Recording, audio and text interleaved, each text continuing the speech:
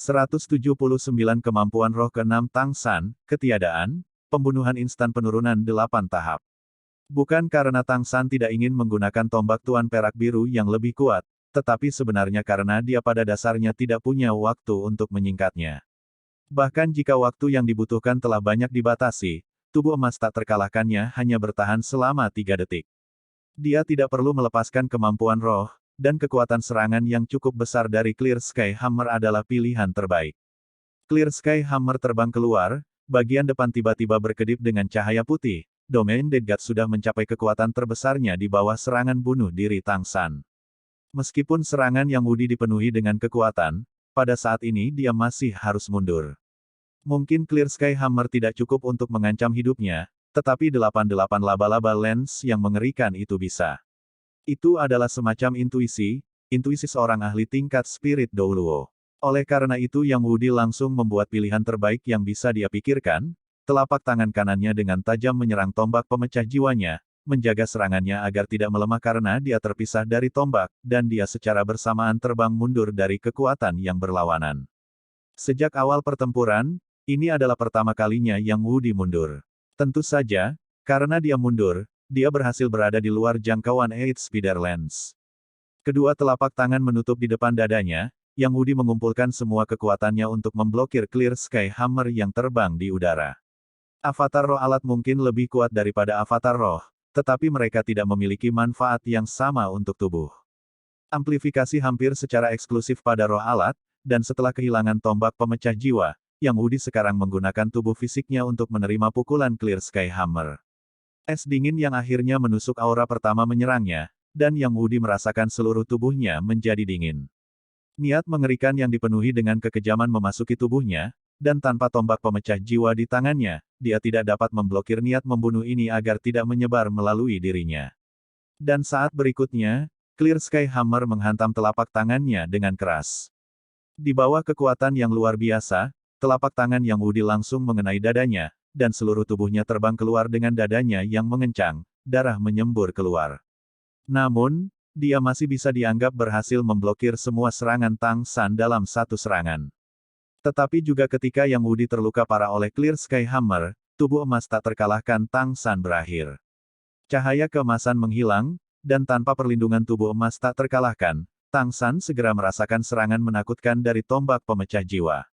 Dengan suara pu, cahaya berdarah meledak, dan tombak pemecah jiwa yang tebal itu menembus sisi kanan dada Tang San. Tombak sepanjang 4 meter yang menakutkan itu benar-benar menusuk tubuh Tang San dan terus terbang, memasuki dinding di belakangnya dan menghilang. Tuan muda, Titan bergegas menuju Tang San dengan langkah besar, tetapi pada saat ini, dua cahaya yang sangat kaya secara bersamaan menyebar dari Tang San. Cahaya keemasan biru yang kaya naik dari kaki kanan Tang San, langsung menutupi seluruh tubuh Tang San. Dan pada saat yang sama, lampu merah tiba-tiba meletus dari lengan kiri Tang San, dan muncul bersamanya juga tanaman merambat Kaisar Perak Biru yang tak terhitung jumlahnya. Tang San belum melepaskan semangatnya. Tersedak rasa sakit, dia pada dasarnya tidak dapat mencapai semua ini. Karena luka tusuk di sisi kanan dadanya, bahkan bernapas pun menjadi masalah. Tetapi dalam keadaan ini, Kaisar Perak Birunya tiba-tiba muncul dengan sendirinya. 6. Cincin roh muncul kembali, dan cincin terakhir itu, cincin roh merah ratusan ribu tahun yang berkilauan dan mempesona tiba-tiba berkembang dengan kemegahan. Siluet merah muda ilusi diam-diam muncul di dalam cincin cahaya itu, dan saat berikutnya, dia sudah berlari ke Yang Wudi yang terbang mundur. Ya, itu adalah ilusi Xiao Wu. Meskipun Tang San selalu menahan diri untuk melepaskan cincin roh ke-6 ini, ketika dia menderita luka yang begitu parah, kekuatan spiritualnya yang terkuras tidak lagi mampu menekan dorongan jiwa Xiao Wu. Oleh karena itu, cincin roh ke-6-nya Xiao Wu muncul. Dalam sekejap, tubuh Tang San kemudian berubah menjadi ilusi, dan darah segera berhenti menyembur dari luka-lukanya di dalam ketiadaan. Penampilan Xiao Wu di udara tidak lagi selembut dan seindah saat mereka menghadapi Bai He kemarin. Wajahnya yang menawan adalah iblis, dan ilusinya itu secara tak terduga memancarkan rasa dingin yang kuat dan keinginan untuk membunuh. Melemparkan kepalanya ke belakang, kepang kalajengking hitam legam yang panjang dan ramping memutar di leher Yang Wudi. Dan Yang Wudi masih terpengaruh oleh dorongan dari serangan Clear Sky Hammer, dan sedikit pusing. Xiao Wu menginjak punggung bawahnya dengan satu kaki, menekuk tubuh bagian atas di pinggangnya, menarik kepalanya ke belakang dan mendorong ke depan dengan kakinya, mengirim Yang Wudi terbang ke udara. Menonton adegan yang akrab ini, Tang San juga merasa tidak percaya. Dia akhirnya memahami kemampuan penuh Xiao Wu dan cincin roh keenamnya. Ketiadaan ditambah pertempuran jarak dekat mengamuk 8 tahap drop. Jalinan kalajengking diam-diam terpisah, Xiao Wu yang cantik secara ilusi mengejar Yang Wudi di udara. Setelah menjadi kemampuan roh ke-6 Tang San, tidak hanya kekuatan penurunan 8 tahap Xiao Wu tidak melemah, itu malah tumbuh lebih kuat. Yang Wudi benar-benar terlempar ke atas dengan sangat kuat oleh lemparan sebelumnya sehingga dia menghantam langit-langit dengan keras dan memantul kembali ke bawah. Dan Xiao Wu menyusul tepat saat dia memantul. Siluet merah muda muncul di mana Yang Wudi pasti akan jatuh, kedua tangan langsung meraih pinggangnya, pinggang rampingnya ditekuk seolah patah, membawa Yang Wudi berputar ke belakang. Bahkan jika Yang Wudi ingin melawan sekarang, serangan ke langit-langit telah memperpanjang pusingnya, dan selain merasakan langit berputar dan bumi berputar, dia hanya bisa memanggil tombak pemecah jiwanya lagi. Xiao Wu memutar 2 putaran penuh di udara dengan pegangannya pada pakaian Yang Wudi, dan ketika dia jatuh ke tanah, dengan putaran cepat dari busur pinggang dia membawa Yang Wudi ke tanah dengan suara siulan yang mengangkat rambut.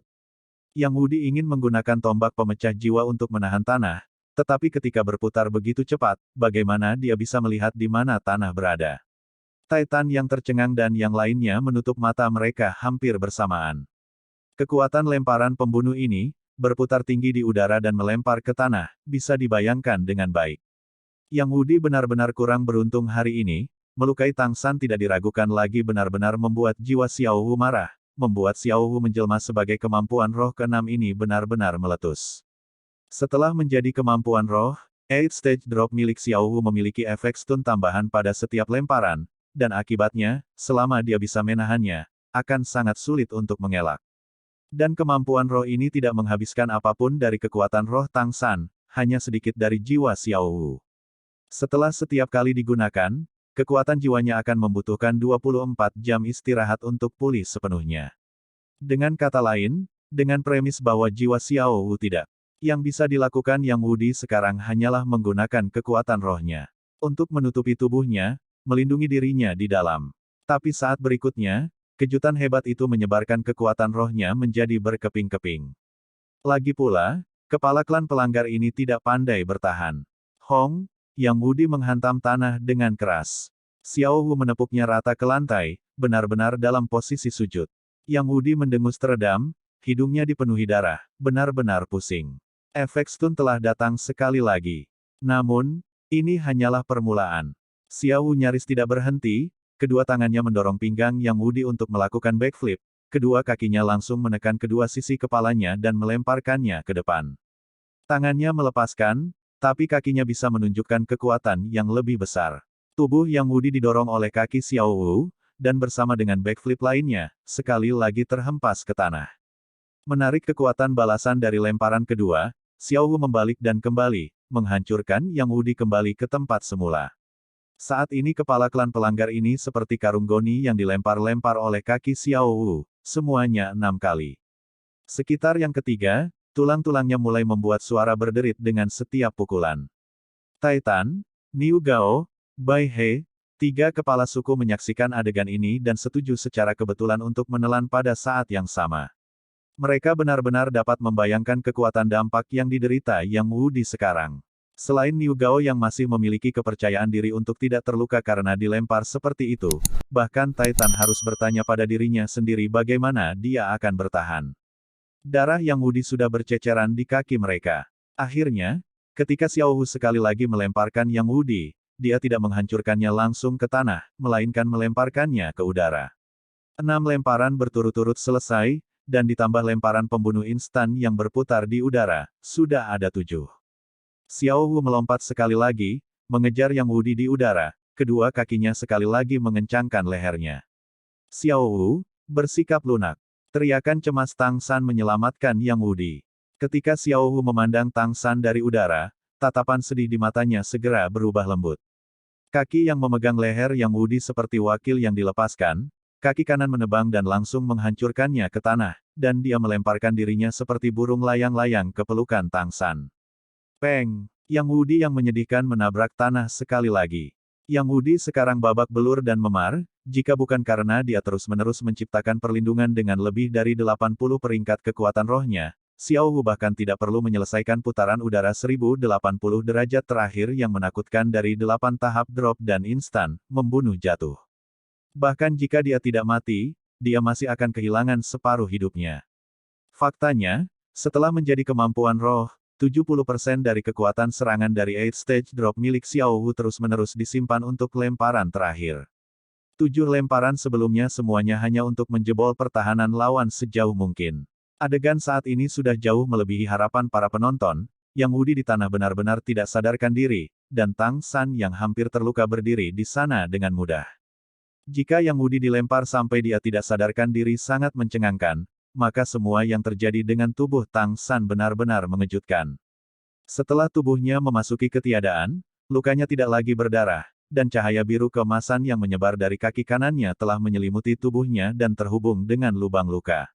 Segera setelah itu, di bawah stimulasi cahaya itu, otot-otot di sekitar luka Tang San mulai menggeliat dan dengan cepat tumbuh dengan kecepatan yang terlihat dengan mata telanjang, secara tak terduga. Menyembuhkan lukanya dengan cara yang aneh. Saat Tang San berteriak, menghalangi penurunan 8 tahap terakhir Xiao Wu, luka di sisi kanan dadanya secara tak terduga sudah benar-benar sembuh, bahkan tulang di bawah kulit secara bertahap menggembung. Selain lubang di pakaiannya yang tidak bisa diperbaiki, sekarang dia secara tak terduga tidak menunjukkan tanda-tanda terluka. Seolah-olah tombak pemecah jiwa itu benar-benar tidak menembus dadanya sebelumnya. Xiao Wu ilusi memandang Tang San dengan ekspresi agak menegur, lalu sekali lagi melirik luka sembuh di dadanya. Mengangkat tangan kanannya, dia menepuk dadanya sendiri, menghela nafas lega, tersenyum manis pada Tang San. Sekali lagi mengangkat tangannya untuk menunjuk ke dompet 100 harta karun di pinggang Tang San, dengan kilatan sosoknya dia kemudian memasuki Tang San. Tang San terluka sangat parah, bagaimana dia bisa pulih begitu cepat? Tulang roh 100.000 tahun yang Xiao Wu berikan kepada Tang San memiliki dua kemampuan ampuh, teleportasi serta tubuh emas tak terkalahkan. Tapi Tang San tidak hanya memiliki tulang roh 100.000 tahun ini. Yang pertama dia dapatkan adalah tulang kaki kanan Kaisar Perak Biru milik ibunya. Bahkan, setelah ibu Tang San telah memasuki tahap dewasa sebelum mengorbankan dirinya untuk menjadi cincin roh Tang Hao. Bagaimana kualitas tulang rohnya bisa kurang dari Xiao Wu? Ini adalah kemampuan lain yang tersembunyi di tulang kaki kanan Kaisar Perak Biru, selain terbang. Ini adalah kemampuan kedua dari tulang kaki kanan Kaisar Perak Biru yang ditemukan Tang San tidak lama sebelumnya. Kalau tidak, bagaimana dia bisa menempatkan dirinya dalam bahaya besar untuk menaklukkan klan pelanggar? Namun, bahkan Tang San sendiri tidak tahu tingkat kemampuan tulang kaki kanan Kaisar Perak Biru ini yang bisa mencapai yang terbaik. Tapi dia bisa yakin bahwa Blue Silver Domain dan lokasi dengan rumput perak biru bisa sangat menguntungkan untuk kemampuan ini. Saat ini, meskipun dia masih pucat, dan vitalitasnya telah menderita kerugian yang cukup besar, bagaimana bisa dibandingkan dengan ditusuk langsung. Dia hanya perlu istirahat beberapa hari agar tubuhnya pulih sepenuhnya. Dua pengikut Yang Wudi sudah berebut untuk menghubunginya dan membantunya berdiri. Untungnya kekuatan roh Yang Wudi gagah berani. Meskipun dia bingung dan terganggu dengan dilempar, dan lebih jauh menambahkan luka-luka karena dipukul oleh Clear Sky Hammer sebelumnya, setidaknya tidak ada masalah besar dengan tulangnya, meskipun luka dalam sulit untuk dihindari. Salah satu dari dua pemuda membantu Yang Wudi kembali ke tempat duduknya, sementara yang lain dengan cepat mengeluarkan botol porselen dan menuangkan beberapa pil yang dia masukkan ke mulut Yang Wudi, lalu mengeluarkan air segar dari alat roh untuk mencucinya. Tang San percaya bahwa gerakan Xiao Wu pada dompet 100 harta karunnya sebelum pergi adalah memintanya makan beberapa obat pembangun fondasi, dan ketika dia melihat Yang Wudi mengambilnya, dia juga tanpa sadar mengulurkan tangannya ke dalam dompet 100 harta karun. Masih ada beberapa daun naga zoisia yang tersisa, dan memakan satu sudah cukup untuk membantu kekuatannya pulih dengan cepat. Namun, saat tangan Tang San terulur ke dalam dompet 100 harta karun, ekspresinya langsung berubah aneh, dengan cepat menyentakkan tangannya kembali seolah-olah terkena sengatan listrik. Titan sudah berjalan ke sisi Tang San dengan langkah besar. Niu Gao dan Bai He telah dikumpulkan oleh Yang Wudi, menggunakan kekuatan roh untuk mendorong efek obat. Titan melihat gerakan tiba-tiba Tang San dan buru-buru bertanya. Tuan muda, apakah kamu baik-baik saja? Tang San mengangguk, berkata kepada Titan.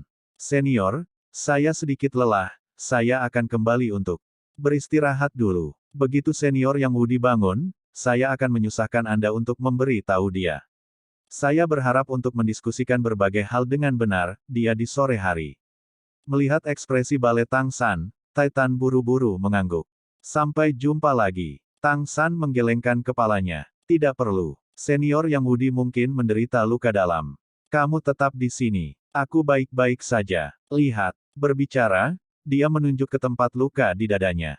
Ekspresi di mata Titan segera berubah aneh. Dia tentu saja bisa melihat bahwa luka Tang San yang sembuh secara ajaib bukanlah efek dari kemampuan roh apapun.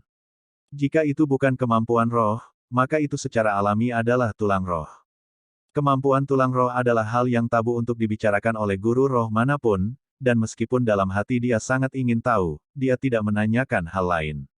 Ma Hongjun tidak teliti seperti Titan, dan ketika Tang San menolak bantuan Titan, Fatih sudah meminjamkan lengan untuk mendukung Tang San, menjaga keberangkatannya dari ruang tamu. Dengan hanya satu kaki keluar dari pintu, dia tidak bisa menahan diri untuk tidak bertanya kepada Tang San. Kakak ketiga, apa yang terjadi dengan lukamu barusan? Kamu membuatku takut setengah mati. Tang San tersenyum sedikit. Itu adalah kemampuan tulang roh, saya menyebutnya, api liar tidak dapat menghancurkan rumput, ia tumbuh lagi dengan angin musim semi. Sesaat setelah Tang San dan Ma Hongjun pergi, Yang Wudi memuntahkan seteguk darah ungu hitam, dan terbangun dari ketidaksadaran dengan napas panjang. Obat-obatan yang disempurnakan oleh klan pelanggar cukup bagus, dan meskipun organ dalamnya masih terasa seperti terbakar dan seluruh tubuhnya sakit, dia akhirnya bisa dianggap telah menstabilkan kondisinya. Baru saja membuka matanya, Yang Wudi pertama kali melihat ke arah tempat Tang San berdiri sebelumnya. Tentu saja yang bisa dia lihat hanyalah genangan darah, dan setelah menemukan Tang San tidak ada di sini, dia tidak bisa menahan pandangannya agar tidak menjadi lamban, melihat ke arah itu dengan linglung tanpa mengucapkan sepatah kata pun. Tapi betapa kompleks perasaannya saat ini bisa dilihat dari tangannya yang gemetar. Titan, Niu Gao, dan Bai He dengan pemahaman diam-diam tidak mengganggunya. Bai He masih terus menanamkan Yang Wudi dengan kekuatan rohnya, membantunya mengatur nafasnya yang tidak teratur. Setelah waktu yang lama, tatapan lesu Yang Wudi berangsur-angsur tumpul, menahan rasa sakit di tubuhnya untuk berdiri, menghentikan Bai He untuk terus mencurahkan kekuatan roh. Saat ini dia sepertinya telah berusia 10 tahun, ekspresi bangganya sepenuhnya digantikan oleh kegelapan. Bai He tidak bisa menahan diri untuk tidak berbicara. Kambing tua, tidak perlu berkecil hati, jika itu salah satu dari kita, tidak akan ada perbedaan dalam hasilnya. Selain itu, Anda tidak menggunakan kemampuan roh ke-8 Anda. Itu adalah karena kamu menahan diri sehingga dia mendapat kesempatan. Yang Wudi melambaikan tangannya pada Bai He. Tidak perlu menghiburku. Kehilangan adalah kerugian. Jangan bilang aku tidak akan mengakuinya.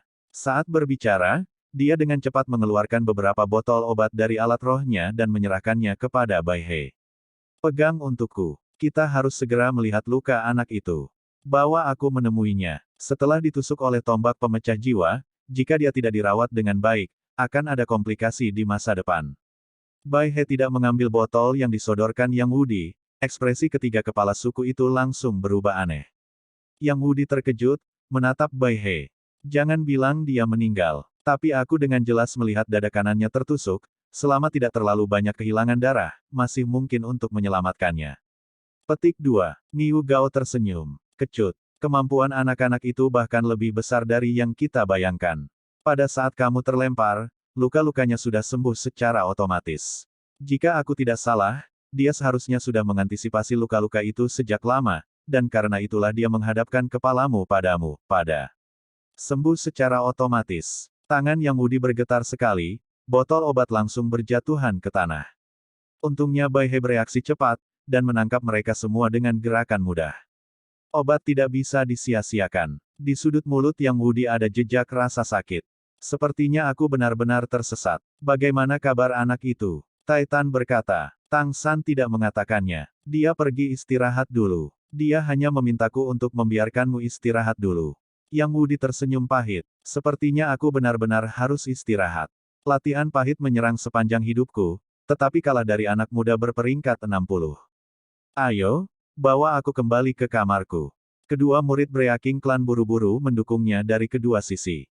Berjalan dengan goyah, Niu Gao secara pribadi membawa mereka untuk beristirahat. Titan dan Bai He saling memandang, dan Bai He menghela nafas. Pertempuran ini, tidak hanya menghancurkan ketegaran kambing tua, tetapi juga kepercayaan dirinya. Titan mengangguk. Itu adalah pukulan berat baginya, tetapi jika dilihat dari beberapa sudut, itu mungkin bukan hal yang buruk. Lagi pula, sikap kambing tua itu tidak baik. Bai He mengungkapkan sedikit senyuman. Sepertinya 4 atribut tunggal kita benar-benar akan dipersatukan kembali sebagai sekte kali ini. Selanjutnya, kita akan melihat bagaimana cucu lelaki saya itu meyakinkan Yang Wudi. Saya pikir dia cukup fasih. Titan berkata dengan sedih. Burung putih tua, saya telah menemukan bahwa, di antara kami, Anda sebenarnya yang paling licik. Kemarin adalah semua tindakan, pada kenyataannya, Anda bersedia segera setelah Anda mendengar siapa Tang San. Bai He tertawa terbahak-bahak, berkata, kamu hanya berpura-pura. Saya sangat senang cucu saya terampil, tetapi pada awalnya saya tidak tahu dia adalah cucu saya. Saya menemukan bahwa saya sudah mulai menantikan masa depan Sekte Tang. Setidaknya klan kecepatan tidak perlu khawatir tentang mata pencaharian kita lagi. Ma Hongjun langsung mengembalikan Tang San ke kamarnya, dan pergi setelah memastikan Tang San tidak membutuhkan siapapun untuk melindunginya.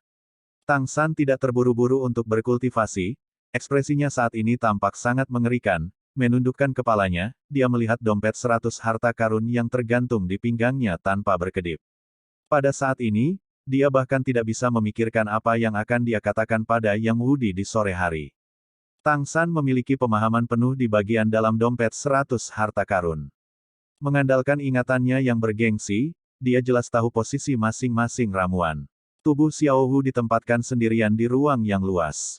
Namun, baru saja ketika dia akan mengulurkan tangannya ke dalam untuk mengambil daun naga zoysia, dia tiba-tiba menemukan bahwa dia merasakan kelembutan yang aneh. Kelembutan yang seharusnya tidak ada dalam dompet 100 harta karun miliknya sekarang. Jika dia harus menggambarkannya, itu akan menjadi kehalusan lembut seperti leci yang baru saja dikupas, tetapi tidak sedingin es, dan agak lembut dan hangat. Apa itu? Apa yang tiba-tiba menempati ruang ini di dompet 100 harta karun?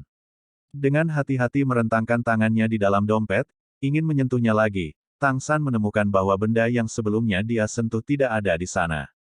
Semuanya tampak kembali normal. Tiba-tiba mengingat Xiao Wu, dia buru-buru menariknya keluar dari dompet 100 harta karun. Bentuk kelinci Xiao Wu masih meringkuk tertidur, kabut beku di sekelilingnya semakin kaya. Fluktuasi energi yang luar biasa dalam dirinya bahkan dapat dengan jelas dirasakan di dunia luar. Ya, setelah makan 2 ramuan harta karun abadi tingkat pertama, jika bukan karena tubuh yang pernah berkultivasi 100.000 tahun, mungkin dia akan meledak sejak lama. Melihat Xiao Hu yang sedang tidur, Tang San dalam hati memiliki rasa kecewa. Bahkan dia sendiri tidak tahu apa yang dia harapkan. Tang San memang sedikit lelah. Ini adalah pertama kalinya dia mengalami api liar tulang kaki kanan Kaisar Perak Biru tidak dapat menghancurkan rumput, itu tumbuh lagi dengan kemampuan angin musim semi. Sekarang tempat dia terluka sebelumnya hanya gatal, tetapi dia masih merasa sangat lelah. Dia tidak berusaha keras dalam pertempurannya melawan Yang Wudi, menggunakan sebagian besar triknya. Pada akhirnya masih karena Xiao Hu menampilkan kemampuan roh keenam yang luar biasa sehingga sampai pada hasil ini. Sekarang kelelahan fisik dan mental, dia buru-buru memakan daun naga zoysia, segera berbaring untuk tidur.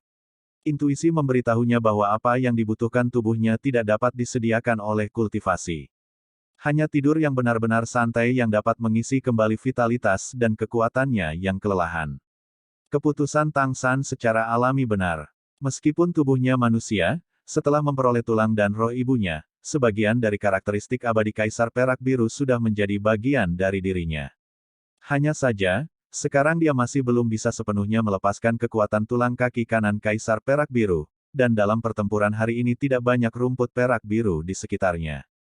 Itu sebabnya dia merasa sangat lelah. Saat dia tertidur, tubuh Tang San mulai memancarkan cahaya biru samar. Ini adalah sinyal yang secara otomatis dikeluarkan oleh Kaisar Perak Biru. Blue Silver Domain menyebar secara tidak nyata pada dorongan naluriahnya. Ukurannya tidak besar, hanya sekitar 1 kilometer. Semua rumput perak biru yang tumbuh dalam jarak 1 kilometer ini dengan cepat melepaskan nafas vitalitas mereka, menuangkannya ke tubuh raja mereka. Dan mereka sendiri juga memperoleh katalis dari aura kaisar perak biru, memberi mereka kesempatan untuk berevolusi. Sudah sangat lama sejak dia tidur nyenyak seperti ini, kesadarannya benar-benar tenggelam dalam pikirannya sendiri, terisolasi dari semua kesadaran dunia luar. Vitalitas Tang San pulih dengan kecepatan yang sangat mencengangkan. Tapi dia bukan satu-satunya yang berubah. Xiao Wu, tertidur lelap di sisinya, mulai tumbuh lebih besar dan lebih besar pada saat yang sama saat Tang San sembuh. Fata Morgana terus-menerus muncul dalam kabut putih yang menyelimuti tubuhnya, tidak jelas karena tertutup kabut putih. Yang bisa dilihat hanyalah bayangan humanoid. Kulit putih salju, rambut hitam legam. Kabut putih terus-menerus dilepaskan, dan seluruh ruangan berangsur-angsur dipenuhi kabut berkabut samar. Di dalam kabut, bayangan yang terus-menerus berkedip itu berangsur-angsur menjadi lebih nyata, dan menyatu bersama dengan kelinci yang tidur nyenyak itu, terus-menerus memanjangkan tubuhnya. Seluruh ruangan dipenuhi dengan semacam aroma elegan, dan di dalam aroma itu, Tang San tidur lebih nyenyak. Dalam mimpinya yang kabur, Tang San hanya merasa seolah-olah sesuatu yang hangat ditekan ke tubuhnya, lembut seperti kapas, sangat fleksibel, dan saat dia berbalik, dia tanpa sadar menariknya ke dadanya, terus tidur. Dalam mimpinya, dia memimpikannya Xiao Wu kembali padanya sekali lagi, dan mereka saling berpelukan erat. Dia tidak tahu berapa lama sebelum ada ketukan di luar pintu. Kakak ketiga, apakah kamu baik-baik saja? Suara keras Ma Hongjun bergema dari luar. Tang San yang tertidur lelap terbangun dari mimpinya, kemudian terkejut mengetahui bahwa di luar sudah gelap. Gemuk. Jam berapa sekarang? Tang San bertanya tanpa sadar. Saat menanyakan hal itu, tiba-tiba dia merasa ada yang tidak beres, karena tubuhnya terasa sangat berat ketika mencoba untuk duduk, dan tangan kanannya bahkan agak mati rasa. Menatap dadanya dengan kesadarannya yang kabur, dalam sekejap, semua rasa kantuknya surut seperti air pasang. Ma Hongjun berkata di luar pintu. Ini sudah malam. Kakak ketiga, ayo makan sesuatu. Pemimpin klan pelanggar itu masih menunggu kondisimu. Tang San kemudian bereaksi. Gemuk, kamu pergi dulu. Aku akan segera ke sana. Ma Hongjun mendengar bahwa suara Tang San agak aneh, tetapi dia pikir itu karena tubuh Tang San terlalu lelah dari pertempuran sebelumnya, dan tidak terlalu keberatan. Setuju, dia berbalik dan pergi. Sementara Ma Hongjun pergi, Tang San mencubit pahanya dengan keras, seluruh tubuhnya sedikit gemetar. Itu sangat menyakitkan. Saat ini dia benar-benar menegaskan bahwa dia tidak sedang bermimpi. Dalam pelukan Tang San diam-diam berbaring seorang gadis tidak mengenakan seutas benang pakaian. Rambut hitam seperti air terjun menutupi hampir seluruh tubuhnya, kulit telanjangnya menempel pada Tang San, bersandar padanya seperti anak kucing. Lengan kanan Tang San mati rasa karena dia menggunakannya sebagai bantal. Kepalanya terkubur di dada Tang San dan wajahnya tidak terlihat, tetapi kulitnya, yang begitu lembut hingga seolah-olah akan pecah karena angin, sudah cukup untuk membuat pria manapun menjadi gila. Tang San bisa dengan jelas merasakan suhu tubuhnya naik dengan cepat. Dia adalah seorang pria biasa yang muda dan kuat, dan masih perawan. Dalam keadaan seperti itu, reaksi naluriah muncul hampir seketika. Ini juga mengapa suaranya agak aneh. Tang San pada dasarnya tidak tahu kapan gadis ini muncul dalam pelukannya, dia benar-benar tidur terlalu nyenyak. Mungkinkah ini skema Niu Gao?